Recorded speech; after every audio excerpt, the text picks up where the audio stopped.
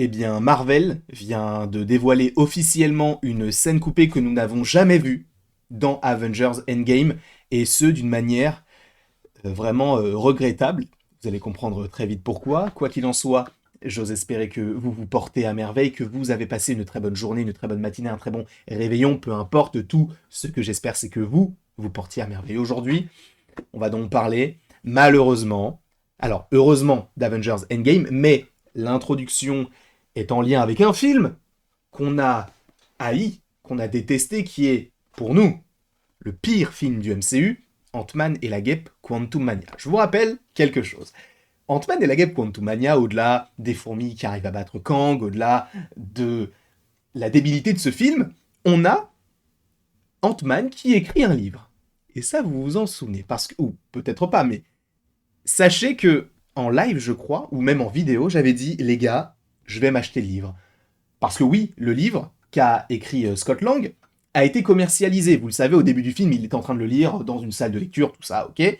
Mais en fait, on pouvait vraiment l'acheter, nous. Et à l'époque où j'étais encore hypé par le projet avant le film, j'avais acheté le livre sur Amazon. Il était totalement disponible sur le Amazon américain. Bien sûr, qu'est-ce que j'ai fait? À la suite de la sortie du film, quand j'ai vu le film, j'ai fait quoi? J'ai annulé la commande. Je l'ai annulé. Donc ce qui signifie que j'avais pas forcément envie de lire le livre de Scott Lang, parce que avec le film qu'on a eu, bah j'en ai strictement rien à faire, tout simplement. Et en fait, ce qui est pour le coup intéressant, c'est que dans ce livre, donc ce sont ses mémoires entre guillemets, en gros c'est son histoire en tant que super-héros, enfin en tout cas du passage de simple humain entre guillemets à Ant-Man et à affronter Thanos, etc.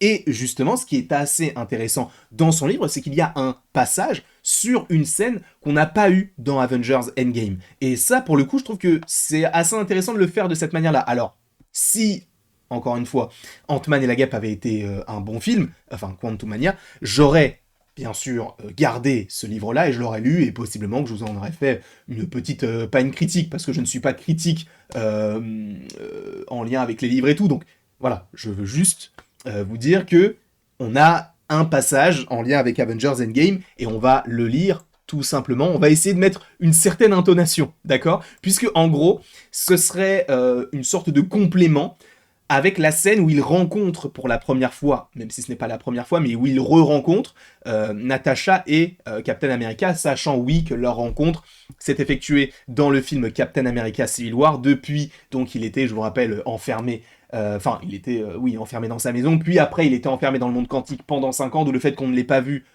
dans le film Infinity War, si je ne dis pas de bêtises, même si bon, c'était un petit peu loin puisque c'était au Wakanda, et par la suite il revient dans Endgame 5 ans après, mais en fait quand il revient, bah, tout a changé pour lui. Et ce qui est très intéressant, c'est qu'on a en fait une scène qui nous explique ce qui s'est passé et comment est-ce que lui a appris toutes ces choses-là. Parce que ce qui est intéressant, c'est que Ant-Man, lui, depuis ses films, en fait, il n'a eu aucune connaissance des pierres de l'infini. Et vous allez voir qu'il y a un petit dialogue plutôt intéressant. Alors, c'est pas forcément le dialogue où on va en apprendre énormément, mais ça reste intéressant sur ce que c'est Natasha et ce que c'est aussi Captain America. Mais en tout cas, voilà, ça commence avec Natasha qui demande, enfin, vous voyez les noms, donc vous connaissez les pierres de l'infini, n'est-ce pas? Scott répond oui, il y a 5 pierres, donc ça montre vraiment qu'il n'y connaît absolument rien du tout, d'un pouvoir extraordinaire. Natasha le corrige, pardon, et lui dit non, 6. Cela fait un certain temps que Thanos les rassemble, car celui qui possède les 6 pierres a en sa possession quelque chose qui peut causer d'énormes dégâts à l'univers. Donc il continue avec qu'est-ce qui explique les personnes disparues, parce que bah du coup lui il le sait qu'il y a des personnes qui ont disparu, puisqu'avant d'arriver du côté de la base des Avengers, il est quand même retourné chez lui, il a vu que sa fille avait grandi, il a vu que lui-même était mort, donc c'est voilà, c'est un peu compliqué. Donc Steve lui répond, ce maniaque a emporté la moitié de la vie, donc pas seulement sur Terre, mais dans l'univers. Natasha répond, Thanos a apparemment décidé que l'univers ne pouvait pas supporter autant de vie, alors il allait tout détruire, donc à sa taille, à son échelle. Scott répond, alors il a réellement réussi à obtenir les 6 pierres de l'infini. Steve répond qu'il a battu Thor, il a battu Hulk pour en obtenir une, il a même obtenu une de Doctor Strange. Donc là, en fait, ce qui est intéressant, c'est que tu comprends le point de vue de Scott. Alors je comprends encore une fois qu'on n'ait pas pu mettre ce genre de scène dans Endgame, mais ça aurait été hyper intéressant d'en faire une scène coupée d'Endgame et de la récupérer et de la mettre dans Quantumania, parce que ce dialogue-là, il aurait pu être hyper intéressant sur, eh bien, Ant-Man qui comprend véritablement quelle peut être cette, comment on peut tenir ça, cette force qu'est Thanos. Et au moment où il lit son livre au début du film, ça aurait été intéressant d'avoir des petits flashbacks sur lui qui a ce dialogue-là. Bien sûr qu'ils n'ont pas tourné la scène, et que ça, ils l'ont écrit, bien sûr, après avoir écrit Avengers Endgame et l'avoir tourné et l'avoir sorti, mais bon, ça aurait pu être plutôt intéressant. Donc, ensuite, le dialogue continue avec Scott Lang non, avec Natasha, pardon, qui dit que c'est encore pire. Ce qu'il était prêt à faire pour les obtenir, il a tué la plupart des Asgardiens qui venaient à peine de s'échapper du Ragnarok par rapport à Thor Ragnarok. Donc ça aussi, c'est intéressant parce que entre les lignes, tu comprends, c'est même Natasha qui l'explique, ça veut dire que Thor a finalement du coup expliqué tout ce qui s'est passé, et ça en fait c'est du sous-texte dans du sous-texte, puisque ça, ce que nous avons là, c'est pas dans les films, donc c'est du sous-texte, enfin du sous-texte, en tout cas c'est un dérivé, une sorte de spin-off.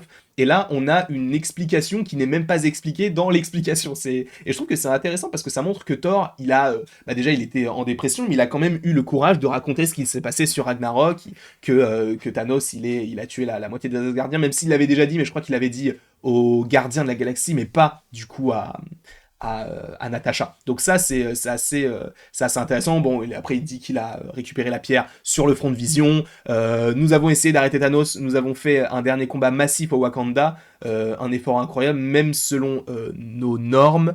Il a réussi à éliminer certains de ses généraux. Enfin, on a réussi, pardon, donc voilà, ils ont tué Ebony Maw, ils ont tué Corvus Glaive, etc. Mais nous, en gros, on n'a pas réussi, quoi. Et en gros, bon, après, voilà. En fait, c'est juste une scène qui t'explique comment est-ce qu'il a compris tout ce qui s'est passé, parce que, voilà, il aurait pu le comprendre via les informations, etc., mais via directement du centre même de l'histoire, c'est hyper intéressant. Et là, en revanche, Scott dit il a claqué des doigts et tout le monde est parti, Natasha dit la moitié du monde, mais... et nous l'avons passé ces dernières années à essayer de comprendre quoi, comment et que faisons-nous maintenant. Comment va tout le monde, tous ceux qui sont encore là, du coup. Thor et Banner l'ont tous les deux pris assez durement. Nous n'avons pas été en contact, mais nous savons que Tony a rendu visite à Bruce à plusieurs reprises au Mexique. Et ça, c'est hyper intéressant, ou pas. Et Thor, nous savons qu'il a réussi, mais personne ne l'a revu depuis. La dernière fois, j'ai entendu dire qu'il était enfermé à New Asgard. Mais vous allez me dire, mais quoi, Tony, il est allé rendre visite au Mexique à Hulk? Oui, puisqu'en gros, cette scène-là, elle est dans She-Hulk. Je vous rappelle que dans She-Hulk, eh bien, on découvre que Hulk habite au Mexique, et par rapport à un dialogue un peu nul avec She-Hulk qui lui dit bon bah oui, Tony c'est un très bon ami. Il y a même écrit en gros Tony's bar, ou il y a écrit Tony sur le bar ou je ne sais plus quoi, et donc tu comprends que Tony est venu plusieurs fois. Donc c'est un peu dommage, je trouve, de pas avoir eu ce genre de scène, mais encore une fois, c'est un film, le film durait déjà 3 heures, donc c'est assez intéressant de la voir de cette manière-là, mais c'est vrai que de voir Tony s'amuser avec le prof Hulk, de voir comment est-ce qu'il gère sa force et tout, ça aurait pu être intéressant. Mais bon, on ne l'a pas eu, de toute manière on ne l'aura jamais puisqu'on l'a eu dans le livre de Scott Lang. En vrai, vous pouvez encore l'acheter, je crois, sur Amazon.com. Moi, je vais pas l'acheter parce que bah, ça m'intéresse plus forcément et j'ai pas vraiment envie d'être associé encore à ce film-là. Mais en tout cas, ça donne quand même, il y a quand même du positif derrière tout ça, c'est que ça te donne encore des petites connexions, ça te rajoute des liens, et ça permet de fluidifier le contenu et le MCU de manière générale. Quoi qu'il en soit, je vous remercie grandement d'avoir regardé cette vidéo. N'hésitez pas à l'aimer, à la partager, à la commenter et à vous abonner si ce n'est pas déjà le cas. Est-ce que vous aimez ce genre de petites scènes coupées? Moi, je kiffe ça parce qu'il y a plein de scènes coupées, notamment dans Avengers Endgame où t'as Tony qui rase Rocket, enfin c'est assez marrant. Alors je vais pas forcément en faire une vidéo puisque tout est déjà disponible sur YouTube, donc vous pouvez aller voir ça, et même c'est disponible dans les DVD de Avengers Endgame, et je me demande même si c'est pas forcément disponible aussi du côté de Disney+, à voir, mais quoi qu'il en soit, je vous remercie grandement d'avoir regardé cette vidéo, n'hésitez surtout pas à l'aimer, à la partager, à la commenter et à vous abonner si ce n'est pas déjà le cas, et après tout ceci, il ne me reste plus qu'à vous dire à la prochaine pour la prochaine. Et bien sûr, sache que tu peux tout simplement cliquer sur la vidéo en question là tout de suite sur le champ, puisque la grève des scénaristes est sur le point de se terminer, quoi. Parce qu'encore un accord a été trouvé, mais je t'invite à regarder la vidéo pour plus d'informations.